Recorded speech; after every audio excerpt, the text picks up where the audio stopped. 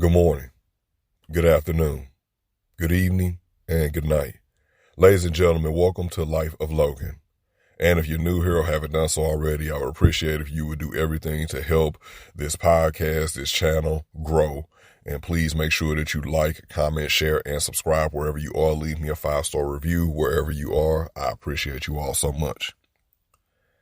So, unless you're off of social media or you're just not really into like current news and everything, the former DJ of the Ellen DeGeneres show, and he was on, I believe he was on So You Think You Can Dance as well, and he just had like a large following, but Twitch, he succumbed to his battle with depression. I guess I'll say that he committed suicide in layman's terms.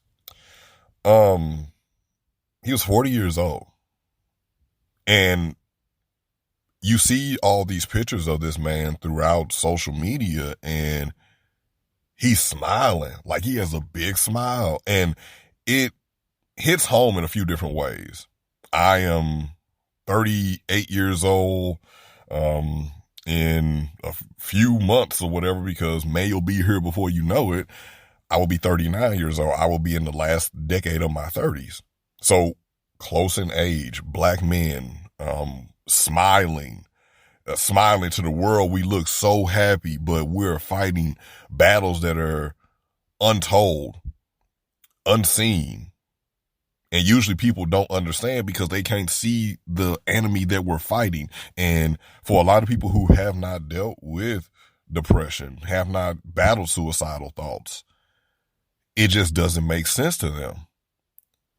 Like, what do you mean that you fighting? What do you mean you struggling? I don't see that. Like, I see you're smiling. I see that you're happy. I see that I see that you get up and show up every day for everybody. Yeah, that's what depression looks like. Depression doesn't always look like somebody being shut in the house or whatever, or being ho-hum or ho-hum. You wear a mask doing this. And it's kind of like, growing up, I would read comic books, and I would read Batman comic books. And I remember something that stood out to me. It said, we don't know who the mask is. Is the mask Bruce Wayne, or is the mask Batman? And that's the same thing with depression. Some people will see you kind of be lively, and then if they're close enough to you, or if you just have like a breakdown moment, they may see you be in a more weakened, subdued state. And then they just like, well, which one is which? And the answer is, it's both of them. It's both. It's both. I can be crumbling apart on the inside, but I'm going to still show up for the people that I love. I can have tears streaming down my face, but I still do have happy thoughts. I still have happy memories. It's just that things get out of balance. And with life, it's about polarity. But I will say this, because I've seen so many people ask when things like this happen. People post things like, hey, check on your people, check on your people. Yes, we should check on our people, and people should be checking on us too. But the thing about it is, you have to be a safe space for people. What's the need of you checking on people, and then when they start to confide in you and tell you things that have been going on in their life, you turn tail and run away from them because it's like, oh man, you really messed up in the head. I don't want anything to do with you. Or this is too much. Or, I mean, there have been cases I've even had where people have, like, I've told you something in confidence, and next thing I know, half of St. Louis know my business. And instead of we need to look at this as with most things, it's a multi-tiered approach to it. Being there for someone. Okay, cool. We got that part. Show up for people. Okay, cool. Listen to people. Allow people to vent to you. But you need to be that safe space. A safe space isn't going to run and tell. A safe space isn't going to judge. A safe space isn't going to leave the person who is in a, let's be real, a highly volatile emotional state and mental state. A person in that state, A safe space isn't going to make them feel like, wow, I shouldn't have said anything to them. Have y'all ever been in a situation where you've conversed with someone, you talk with someone, or you just been around someone and you left that situation feeling worse than what you did before? Even if you were in a good mood, you left feeling like, Jesus, like I'm dragged down after that. Like, what was that about? Like, and it could have been like just a simple, subtle conversation, but it was that person's energy like polluting you and just getting a hold of you, because that is real. That is real. That happens. Like the more you're around people, you kind of like suck in their energy or whatever. And then you're walking away from them and you just like, I feel like hunched over from like the weight of that conversation or that energy exchange that we just had. And then there are other people who you feel refreshed coming from them. You feel like you just had you a cup of beetroot juice and chlorophyll. Sorry, y'all, I'm on my health kick, but you feel like you done just had a pot of coffee, like you got that jet fuel in you and you ready to go take on the world.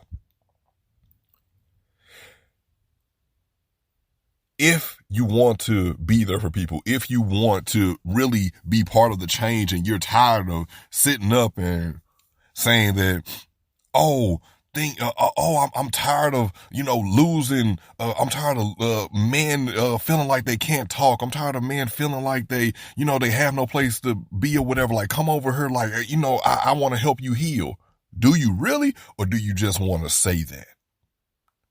Because there are a lot of people who just want to say things and and words mean nothing to them. Words are just transitions to the next conversation or to their next, lie or, foolishness they want to spew out their mouth. Be a safe space for people. Like, really, be a safe space for people. If you want to be a safe space for someone, do that. If you know, and be real with yourself, if you know that you cannot do that because you may be a highly emotional person yourself, you may have things going on in your life yourself, and you can't really be that type of person for someone, then be honest. Be honest. Like, be honest. Like, be honest with the person. Like, look, I would love to be your safe space. I would love to be, the chamber that you speak into, but I can't. And just be honest with people, because forcing yourself to be something that you're not is not only going to hurt that person, it's going to cause irreparable harm to whatever relationship you all have. I can say that from experience with people that I've confided in and the way that they treated me subsequently afterwards. Some subtly, some immediate, cut off. I don't want to talk to you anymore. And I was like, well, how you gonna cut me off because you told me that this was a safe space and, I could speak about my inner thoughts with you. And because it was too much for you, gonna cut me off. Like, and it just comes into that thing. And I hate saying this phrase because we're all adults, but that because of things where it's like, yeah, that's not fair. That's not fair, because you basically lulled me into or rocked me into a sense of comfort, and then use it against me. You told me that I could be comfortable with you. You told me that this was a safe space, and then you're using it against me. That's just not right. So if you're going to be a safe space with someone, actually be a safe space. Don't just say it because it makes you feel good, because I know how sometimes we like to use words to inflate our own egos. Don't try and inflate your ego. This isn't about your ego. This is about saving a life. Ladies and gentlemen, this has been another episode courtesy of Life of Logan. Thank you all so much for tuning in. I appreciate you all. Please don't forget to like, comment, share, and subscribe. Leave me a 5-star review wherever you can, and I will talk to you soon. As always, good morning, good afternoon, good evening, and good night.